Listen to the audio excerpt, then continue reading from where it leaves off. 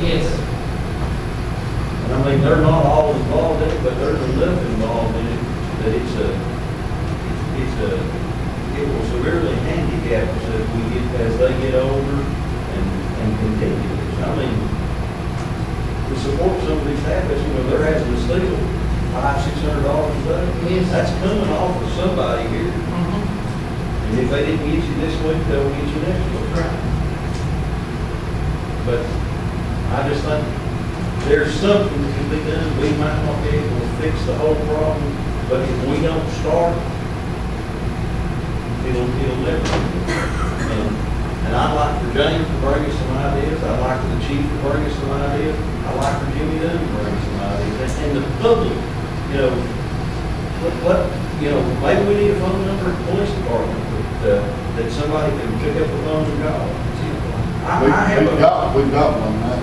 Well, and maybe we need to promote it more. And if you need help promote it, maybe you can get it on the radio and promote it. I have a lady, we've got a house that we're managing for a bank, and it was nothing but a drug house. I mean, they stripped the wiring out of it, everything's gone out of it. I had a neighbor call me, we don't even have a sign on it, she just saw my truck out there, recognized my truck, called me and said, people go in there at night with flashlights and they're drugs. And I mean, now so everybody knows this house is not in the city limits, it's in the county. But I mean, when you have issues like that, somebody, I said, well, they call the sheriff's department. Well, I can't call the sheriff's department, they'll call and then they'll let you do it. I said, well, call my cell phone and I'll call it. But you can't wait for somebody else to do this. I mean, you can, but what time you're waiting for somebody else to do it, it's just going to continue to get worse and worse. Look, I know in the Edgemont community, I get calls occasionally from good citizens, parents, and so forth at the school that will call me and let me be aware of areas where there's a lot of traffic and suspect. And I usually call the drug task force. And, there's been a few busts in that area because of citizens noticing, because, a few of us can't notice a lot. I mean, but the whole community can't. If you live beside it, you'll know. Yes, you'll know. And, you talk about the drug task force, and I might be wrong in this, James, you can probably answer correctly. I don't think that there's a director and one other person. That's all the people that got on the drug task force. If we need more help, then we need, if we can find somebody in the city government to do something on this, if we need to budget them another position, we just need to find a way to do that. Because people are, if you look at the paper, listen to the radio, people are getting carried off hands over the field. Well, the sheriff's department and the city each, James, you can help me with this, they log around 1,000 calls a month. Each. And a lot of that is break-ins, theft, vandalism, drug-related incidents where there's domestic violence. It's unreal. I would say that our arrest rate on thefts in particular are at the highest they've been since I've been in the city almost 30 years. And I can guarantee you that our arrest rate, and that's the number of people we are arresting, is at the highest it's ever been since I've been here. We are constantly arresting people on thefts, drug possession. It's hard to make the cases on the dealers, especially these dealers now. But we're working on some things. But I agree with you wholeheartedly that it's the worst I've ever seen in my 34-year law enforcement career right now. I say that all the time.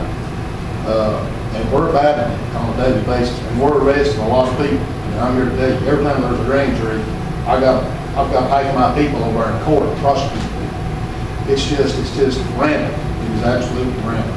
And in defense, and in agreement with what he's saying, it's almost the courts are turning them loose quicker than they can get, quicker than it takes to process.